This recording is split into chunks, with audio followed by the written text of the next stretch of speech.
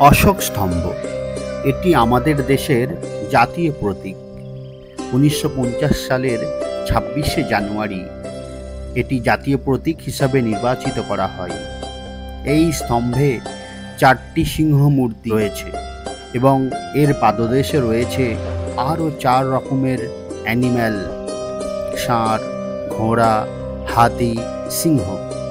এদের প্রত্যেকের মাঝে রয়েছে একটি করে চক্র, যা অশোক চক্র নামে আমরা সবাই জানি, যেটা আমাদের জাতীয় পতাকায় স্থান পেয়েছে।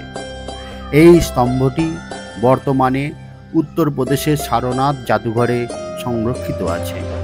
সম্রাট অশোক বহু সংখ্যক স্তম্ভ নির্মাণ করলেও বর্তমানে মাত্র 19টি স্তম্ভ অবশিষ্ট রয়েছে। এগুলির প্রত্যেকটি প্রায় 40 থেকে 50 ফুট লম্বা এবং এদের ওজন প্রায় 50 টনের কাছাকাছি।